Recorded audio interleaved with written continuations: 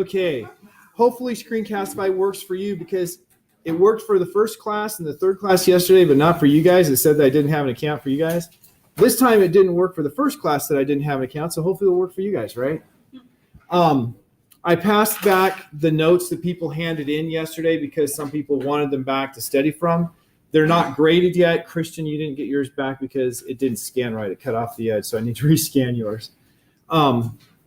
So I just handed them back so you can use them. I have digital copies that we'll grade from. The lab hopefully was fun. Obviously a different kind of lab report, something quicker and easier. There will be pre-lab quizzes starting with our next lab activity, although next week for lab, it's the group projects, getting your group together. You are responsible for getting your group together. We'll have 5 groups of 4 people. Well, actually, we have 19 now, don't we? So with 19, I prefer not to have a group of 3 people. So that means we have groups of, let's see, 16. We would have 3 groups of 5 and 1 group of 4 then, right? Just so we don't have any groups of 3. So you will put together your groups. If you want to be the group of 4, the first group that comes to me and says, we want to have the 4 of us. You want to have the 4 of you? Okay, so James already has a group of 4, so everybody who's not in James's group will be a group of 5.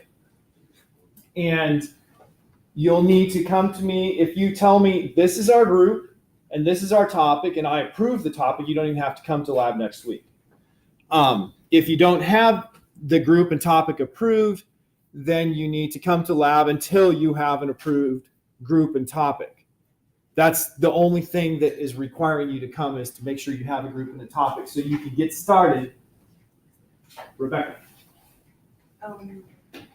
Is that like a rubric on like the topic? We can choose anything. Yes, the topics need to be topics from second semester physics.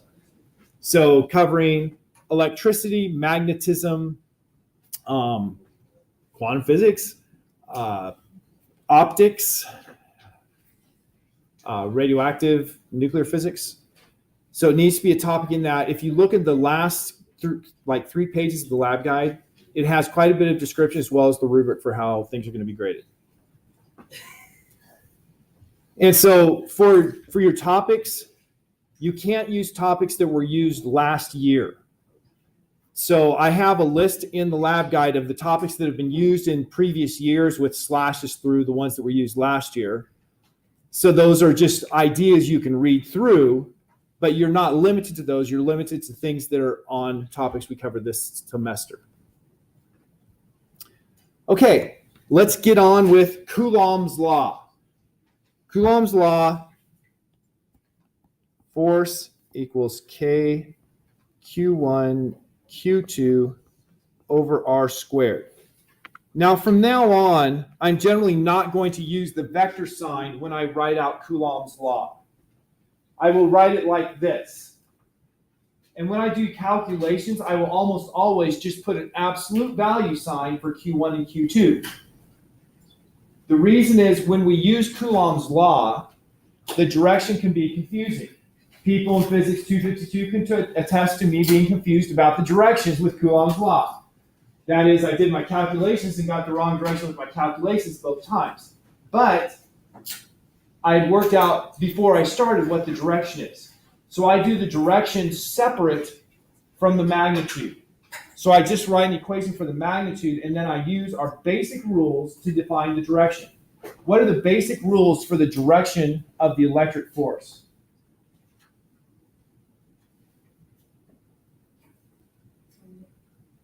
Well, if I have, let's say, a positive charge and a positive charge, what direction is the force going to be? Edward said it like this: repulsive. If it's a negative charge and a negative charge, what direction is the force going to be? Repulsive. If it's a positive charge and a negative charge, what's it going to be? Attractive. So our basic rule is that opposites attract and likes repel. And so I just look at where my charges are, And I say, okay, for this charge, if it's attractive, it's going that way. If it's repulsive, it's going that way. And I look at the magnitudes or the signs of the charges, and I determine the direction. So I use my brain, my analysis to determine the directions, and then I find the magnitude as a separate part. Okay, first clicker question of the semester. What is the fundamental charge? That is, what is the basic unit of charge?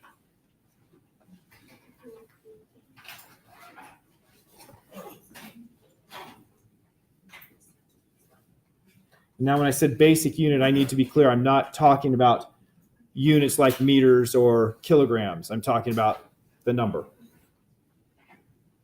with units.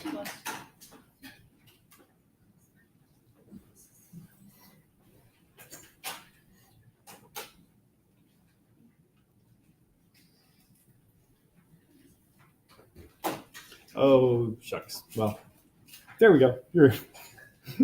I forgot to add, but I will. Okay.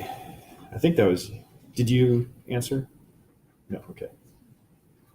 I have Michaela, Corso, and Noah that I don't have answers from. You don't like this question? No, I forgot. Oh, okay. That's my hearing for you.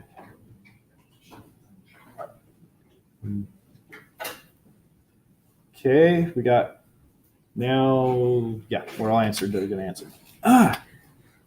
Okay, can you guys tell me how many people answered what? Because it did that to me last time too. It just jumped past the first time. Well, what I saw was everybody answered this of what I saw, which is good because that is the basic unit. What could have been distracting about C?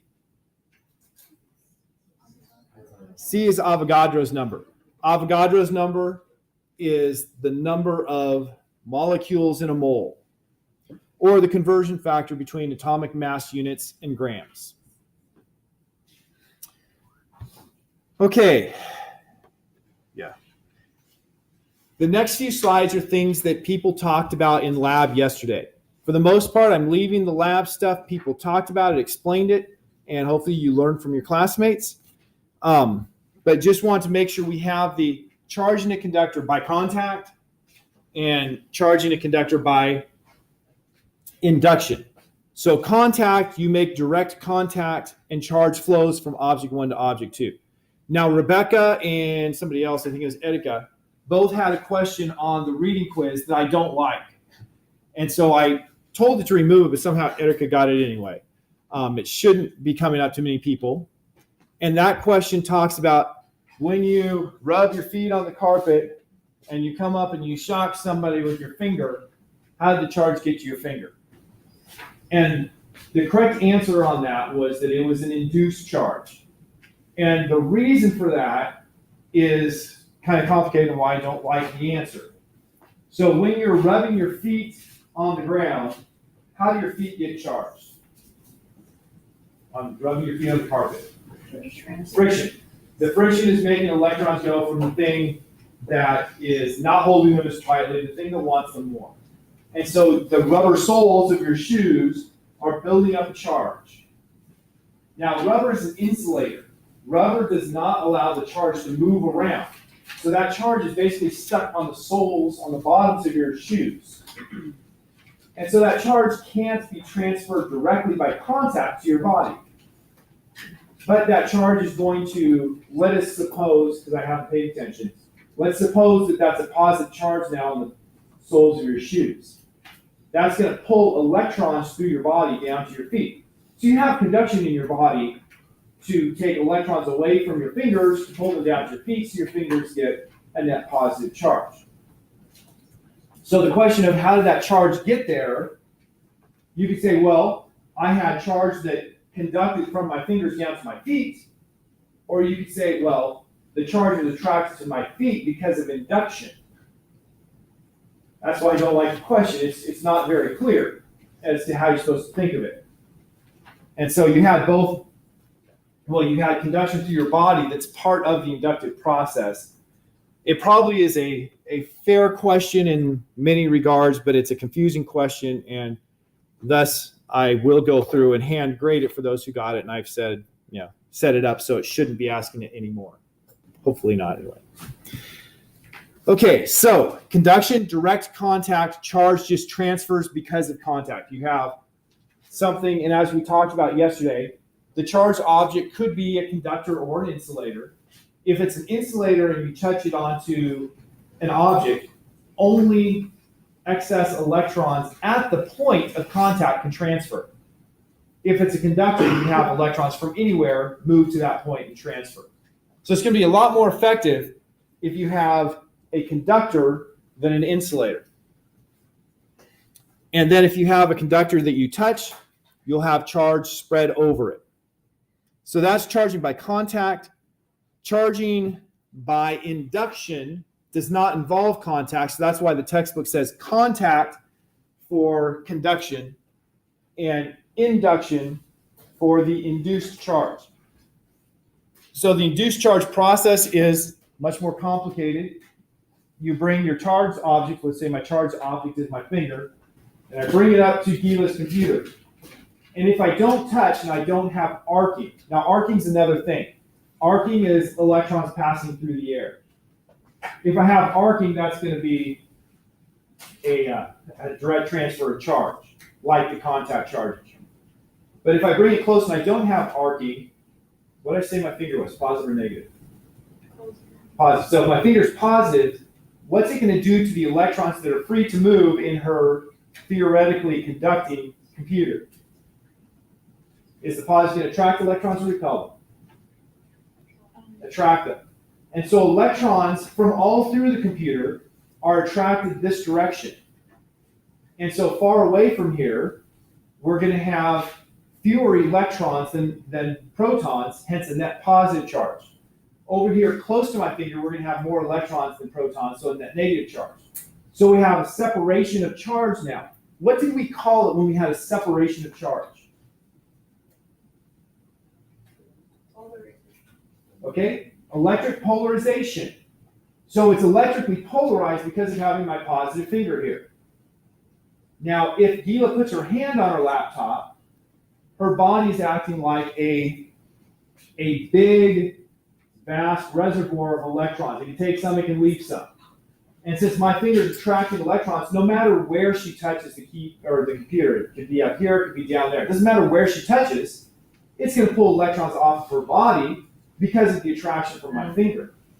And so electrons from her body go onto the laptop. Then she takes her hands away, and the electrons are stuck. I take my finger away, and we have the electrons redistributing themselves, so we have a negatively charged laptop.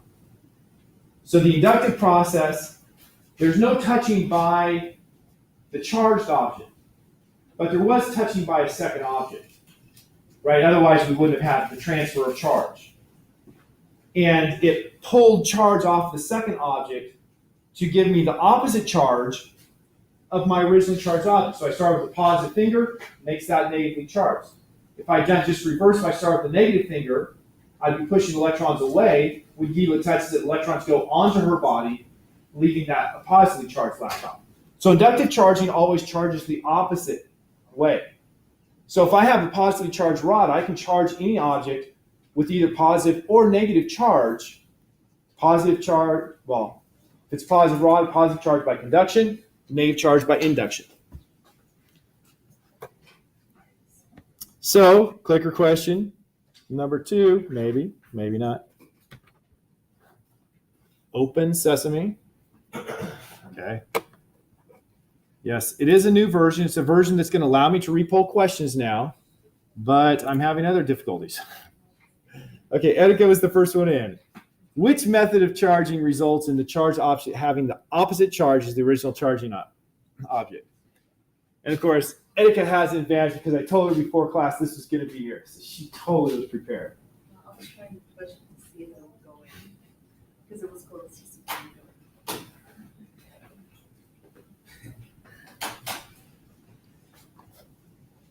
I'm going to pay attention to what the numbers are before I press the button to go forward. Okay. Christian, Jeff, James, Noah, Brandon.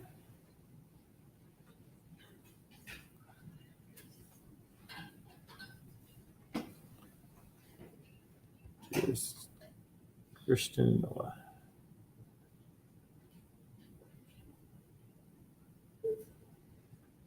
And now it's okay. Last second change there. Yay, this time it works. 1, 16, 1. So we had a very strong preference for induction. Obviously, I don't have your names on cards, so I'm not calling on you. Induction was right. Induction gets you the opposite charge. Last slide that was intended for yesterday, how a photocopy works. Yes? So for the previous question, I did put induction, but the thing about it was, like, the other person was touching it to give it, like, the electrons that was taken away. So you start with an originally charged object. And when you use induction, the charge that you're going to induce is going to be opposite than your originally charged object. Okay. I wasn't talking about contact here. Okay. It's, it's going to pull, like with my example here with Gila, it's going to pull charge off of Gila. So she's going to end up with the same charge as my original object had. Oh, okay. Thank you. Yeah. Okay. How does a photocopier or laser printer work? First of all, I love this because it shows you the kind of simplicity, and yet it's pretty complex, of something we use all the time. So the way a photocopier or a laser printer works, the difference in photocopier and laser copier is the laser copier is just using the laser to produce the light, whereas a photocopier is using a bright light. You start with the toner. The toner is a powder that is charged. That is, it's not charged when it comes in the toner cartridge. Your copy machine is putting a charge on the toner so that you have a negatively charged toner. And you have this big selenium-coated drum. What is selenium? Well, it's one of our elements back there. It's a metal. And selenium has a really cool property. If you shine light on selenium, it will conduct electricity. And if you don't shine light on it, it won't. So it's a photoconductor. And so I'm going to zoom in on this. Right here, you have positive charge being put onto that selenium roller. And as long as no light shines on that selenium roller, it's going to have the positive charge just stuck there, because in insulators, the charge isn't allowed to move. And so you're just sticking positive charge on the surface. Now, I'm talking about it like I stuck something there. What really happened when I, quote, stuck positive charge on the surface?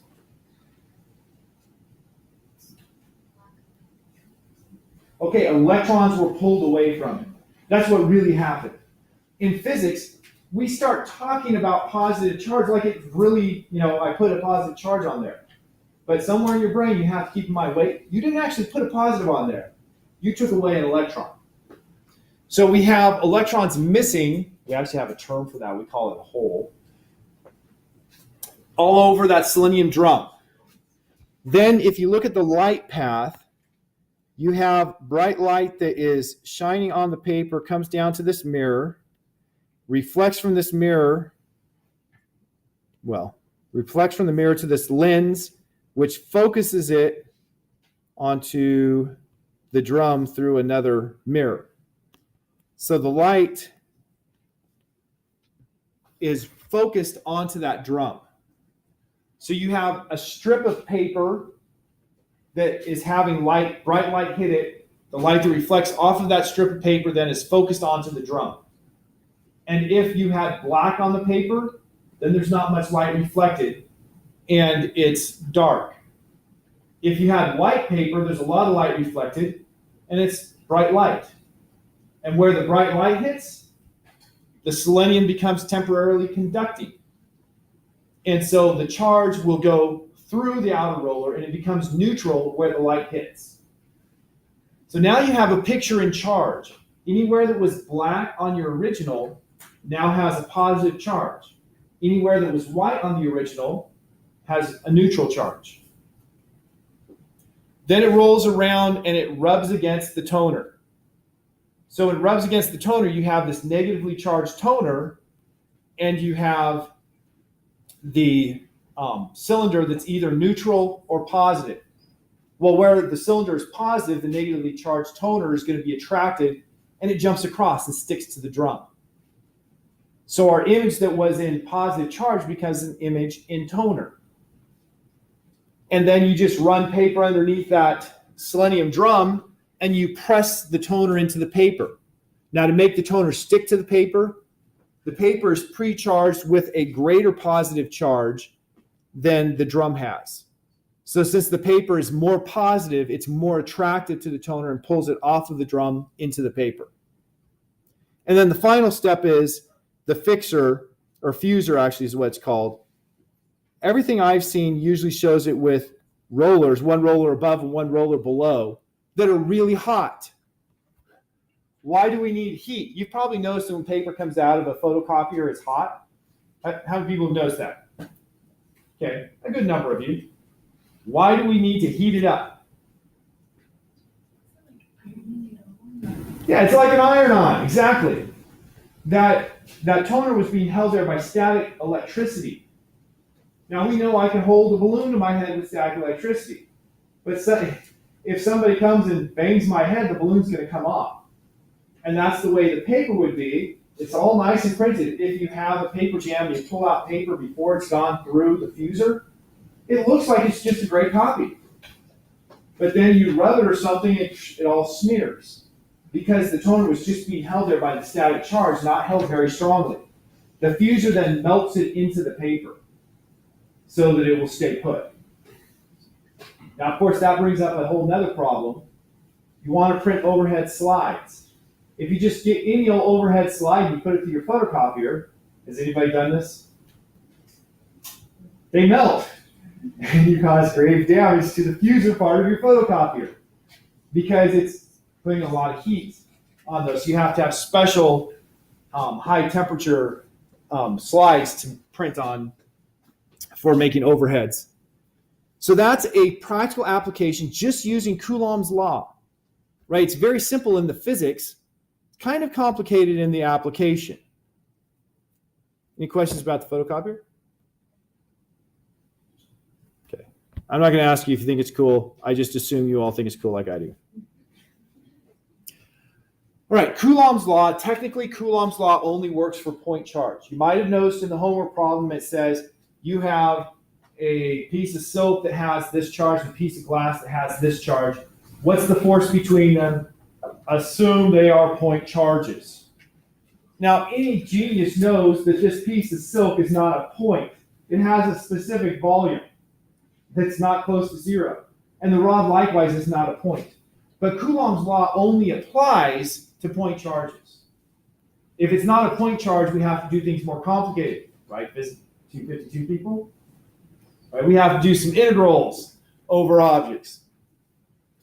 Well, for this class, for the Physics 152, we will only deal with the point charge aspect with Coulomb's law. And it's an inverse square law. Force is K, Q1, Q2 over the separation squared. It is important to remember that R here is separation, not radius.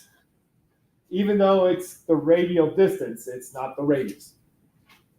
You have a homework problem that says, I have two charges. It doesn't tell you anything about those two charges. And the force between them, and it gives you a number. And then it says if you increase the separation by, and I'll just choose a different number. If you increase the separation by a factor of 4, so let's say, for instance, that they were 2.5 centimeters apart, and you make them 10 centimeters apart. So you've increased the separation by a factor of 4 times. What's the new force going to be? Decrease by a factor of 16, because it's 1 over radius squared. And so I had 1 over r squared, now I have 1 over parentheses 4r squared. And so separating the parentheses, that's 4 squared r squared. 4 squared is 16. So my new force would be 1/16 as big if I separate it to 4 times farther. So that problem didn't tell you what the two charges were. It didn't tell you what the separation was, because in the end, the only thing you changed was the r, and it told you how much the r changed. So it's important to understand that, to understand when charges are far away, you're going to have a much weaker force. So let's suppose that I have a charge of -1 microcoulomb, and each of Gila and Amanda have a charge of +1 microcoulomb. The distance from me to Gila is about half the distance from me to Amanda. So which one is applying a stronger force to me? Gila or Amanda? It's Gila, because the smaller distance is the larger force, because it's 1 over radius squared.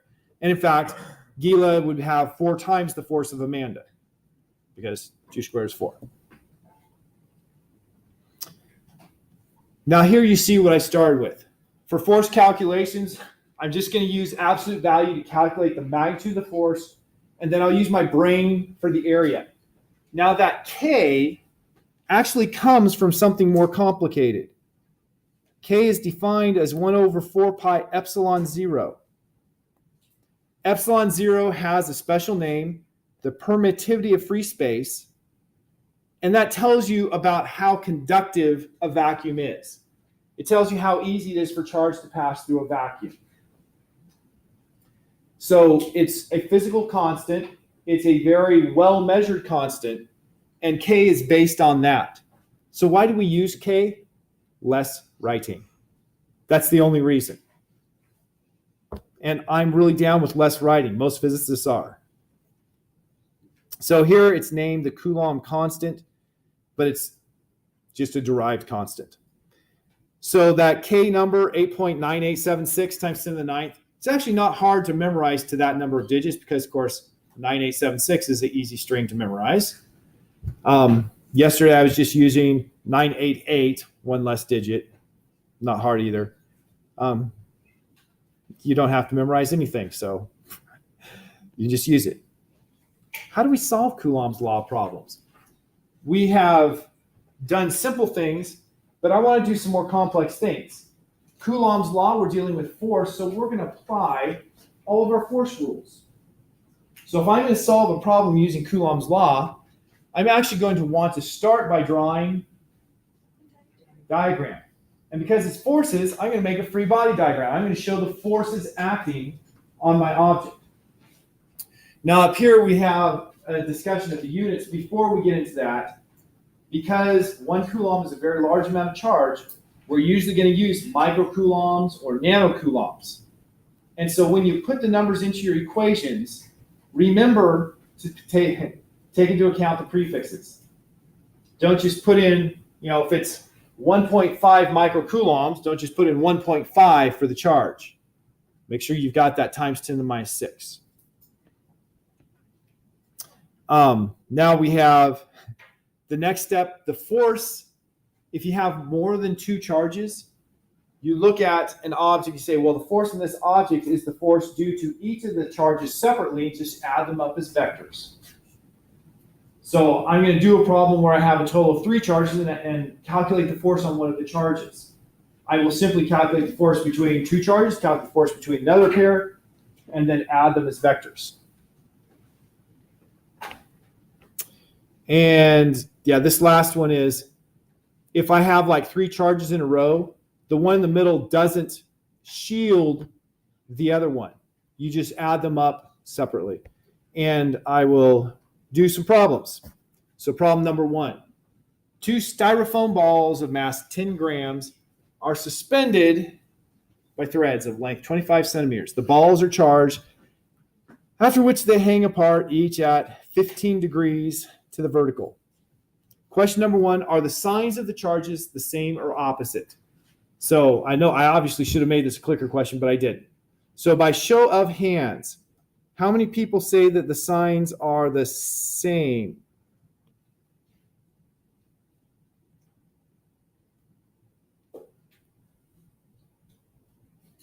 Okay, we have 5.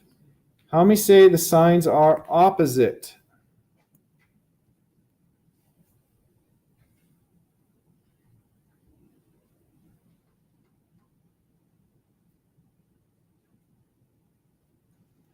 Two. Okay, so we have a real big problem here because more than half the class didn't know. So when you look at the two balls, the fundamental principle is, well, are they being attracted to each other or repelled? They're repelled. And if they're repelled, we have blanks attract and blanks repel. Which one's repelled? The same. Lights repel. So because they're repelling, they have to have the same sign for the charge. So the correct answer here was the same. So this is positive and this is positive, or they're both negative. I said or they're both negative. Do we know if they're both positive or both negative? We don't. Otherwise, I wouldn't have said or. There's no way of telling from what we have so far if they're positive or negative. We have to do something more. Next question. Are the magnitudes of the charges the same? Now, it says necessarily. So necessarily means they could be the same or they could be different. So this one here, do the charges have to be the same or can they be different as long as they're both the same sign, like both positive? So once again, an A-B question. Hopefully we can get more than 7 people who are willing to answer. This is why I use the clickers, by the way, because with the clickers, you don't have any embarrassment about, boy, Susie knows that I said A. So, same. How many people say that the two charges have to have the same magnitude?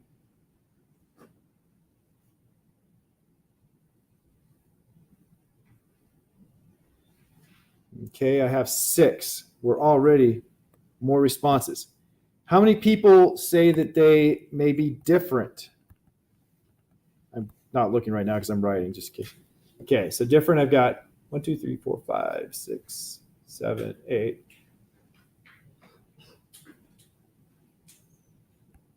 8.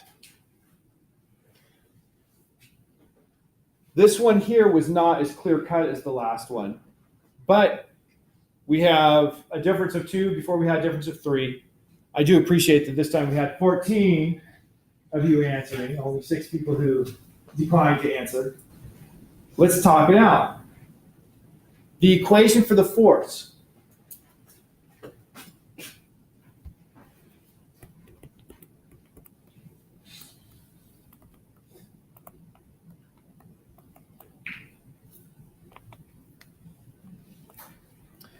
So in terms of the magnitude of the force, R, of course, is important. We're going to be able to find R given an approximation we're going to make on the next page. Or actually, I cut out the next page. We'll have to make it here. Actually, no, it gave us the R, and we're going to find the Q, make an assumption. Q1 times Q2 is on top.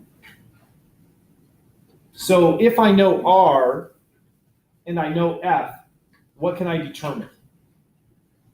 Can I determine Q1? No. No. Can I determine Q2? No. What can I determine? Product. The product of the two. The only thing that is determined is the product. So they could be 2 positives or 2 negatives, because both those would give us a positive product. And the product has to be the right value. So it could be, if the product has to be 9, it could be 1 times 9, it could be 3 times 3, or 2 times 4.5. All I can determine is the product. I don't have the total. I don't have Q1 plus Q2. I don't have they're equal to each other. So they could be different.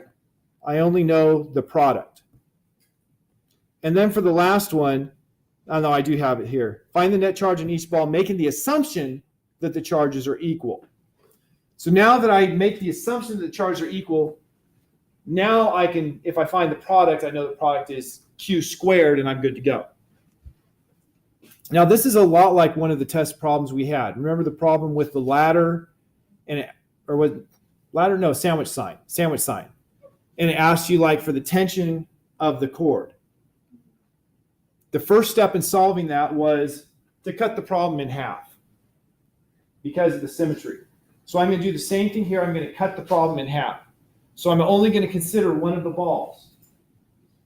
Obviously, one of them already has a free body diagram. Guess what? That's the one I'm considering. So now I need to look at the forces acting on that ball and apply Newton's second law because I have three forces.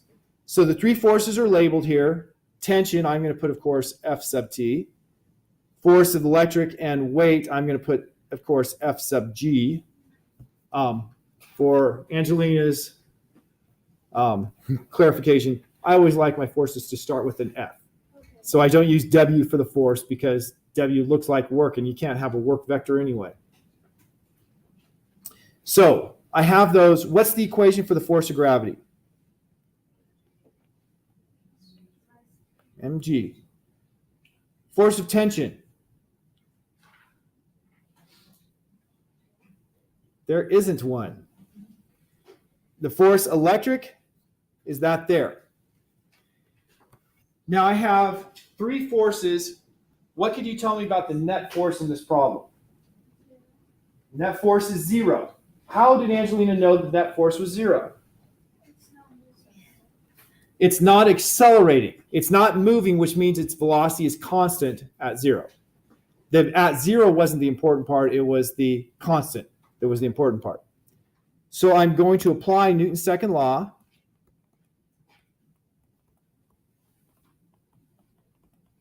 After all, the entire reason for the free body diagram was so I could easily apply Newton's second law. So I'm going to apply Newton's second law. And look, this is a case where when I apply Newton's second law, I have three terms.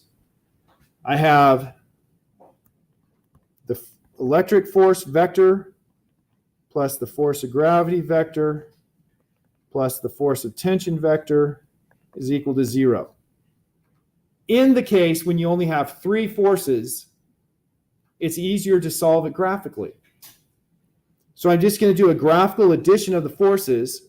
So putting them in the order that I just wrote, I'm going to have the electric force, I just put magnitude now. The force of gravity. And the force of tension. And that's equal to 0. I got to rewrite. Oh, shoot. Didn't mean to do both of them. Life is good. Let's erase just that one. So I have a triangle. And we know that the electric force here is horizontal. How do I know it's horizontal?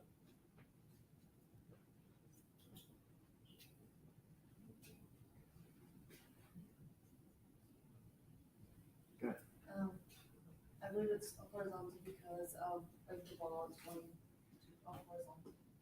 Okay, the strings are the same length, and because the force is the same on each ball, the reason I could split is because the force is the same on each ball, then the symmetry demands that that electrostatic force is completely horizontal. You actually have to have reasons for these things. You don't want to just make stuff up and say, I hope it's right. So that means that I have a right angle here. And the angle theta was given, so that angle is going to be the same as this angle here.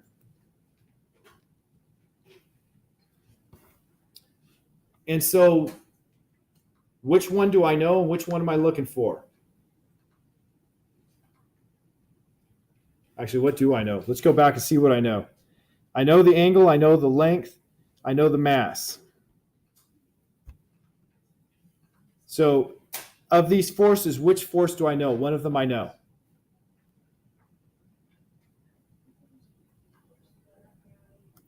I know the force of gravity. I know this one.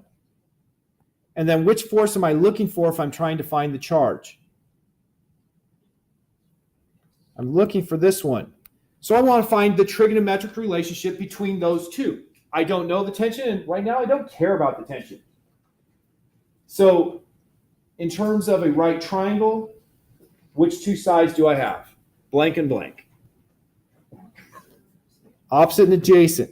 So that means I'm simply going to use tangent of theta is equal to the opposite, which is FE, over the adjacent FG. So that's K, Q, and I'm going to put Q squared. Why Q squared? Because it told me to assume the charges are the same.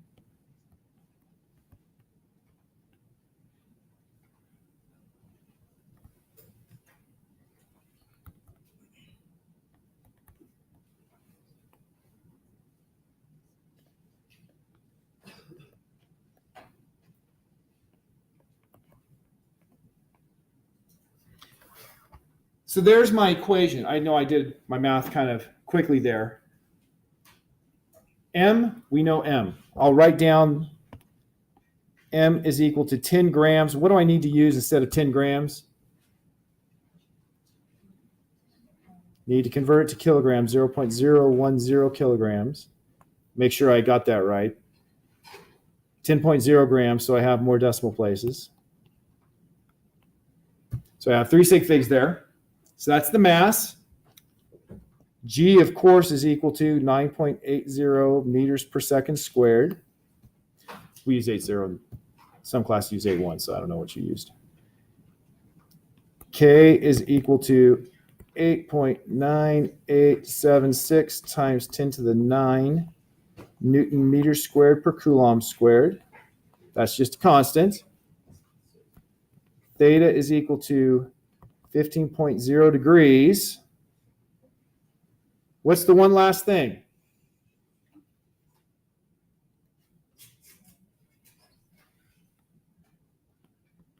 R equals. What is R? Tell me what R stands for.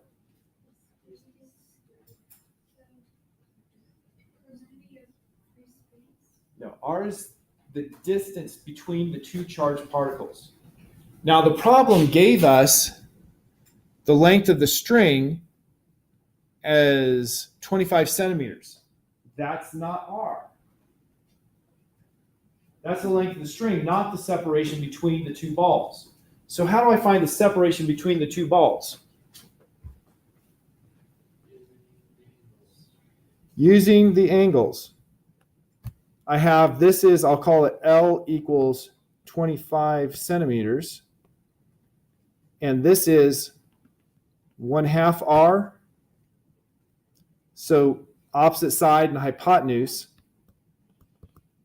sine theta is equal to opposite of, which is 1/2 R, divided by hypotenuse L is equal to R over 2L. Hence, R is equal to 2L sine theta.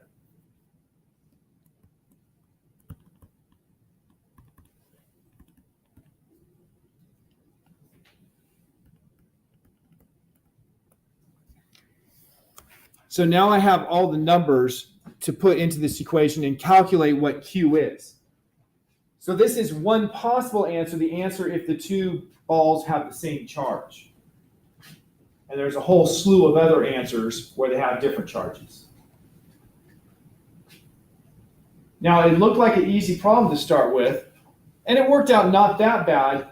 I think the biggest wrinkle is just paying attention and not saying, oh, R must be the length of the string, but remembering R is the separation between the two charged objects. Any questions about that problem in its entirety?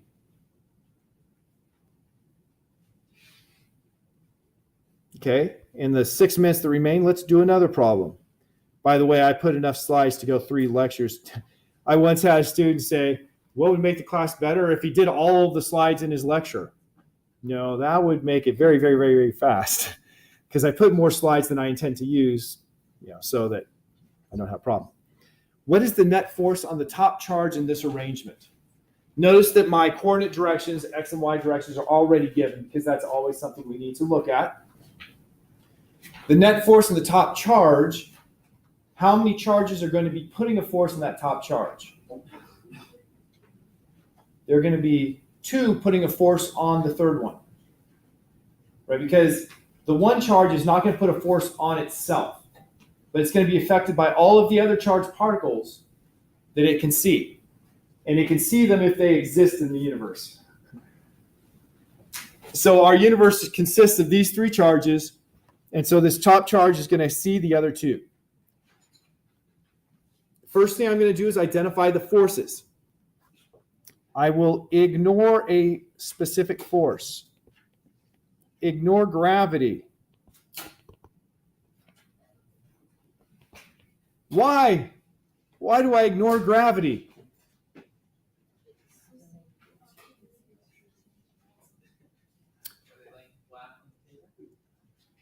The reason is not because it doesn't exist, not because it cancels out. It's because the force of gravity in situations like this is negligible in size and magnitude to the forces caused by the electrostatics. So it's because of the relative magnitude, the gravitational force, if you have a small charged object, the gravitational force is going to be negligible. Now, if you have a large charged object like the Earth, gravitational force is far from negligible. But that's why we're ignoring it here, because of the relative strengths. So once again, that's something you kind of have to think your way through. So I have only two forces acting on it. What direction is the force between the 0.8 microcoulomb charge and the minus 0.6? And I'm just looking for first attractive or repulsive. We have a positive charge and negative charge.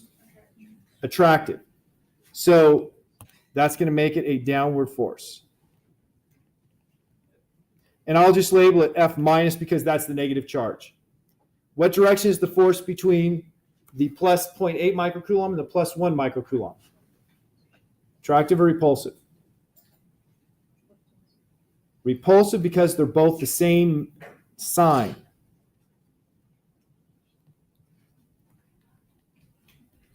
So there I have my force directions drawn out.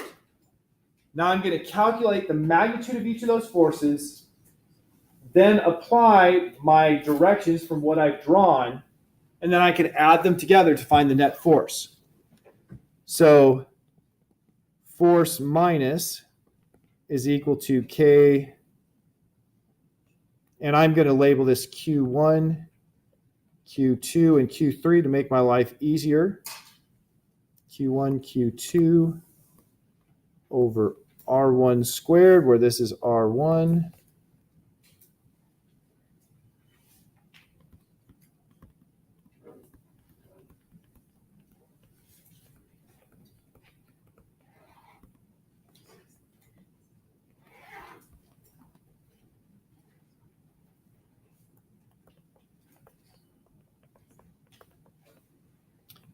Notice I put in the times 10 to the minus 6 for the microcoulombs there. And the other one is what, 7.5? No, 6.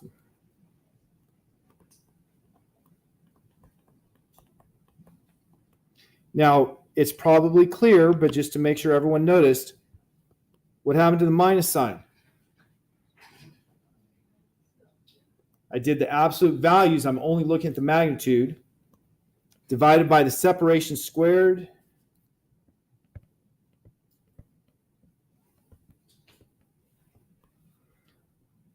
What happened to the micro in the microcoulombs?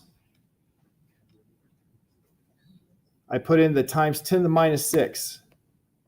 There is my micro. And what happened to the C in centimeter? I moved it over 2 spots to get it in meters. So I have everything in SI units.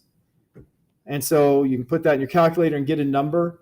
I'll let somebody do that. Well, actually, we only have 1 minute left in class. We're not going to have time to finish that. The next force,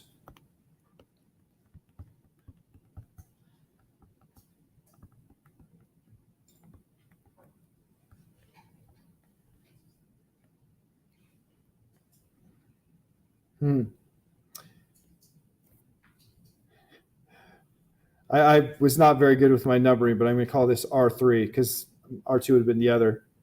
So now I put in my numbers here and I would get another magnitude. This force plus has components. You know what the easiest way to break this up into components is? I can find sine and cosine directly. Cosine is 8 centimeters over 10 centimeters.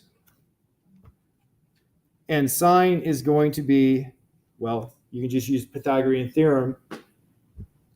And this side here is 6 centimeters, so it'd be 6/10 is sine of the angle. And so that's how I would break it into its components. Then you add them. I'm out of time. Let's pray that the recording continued.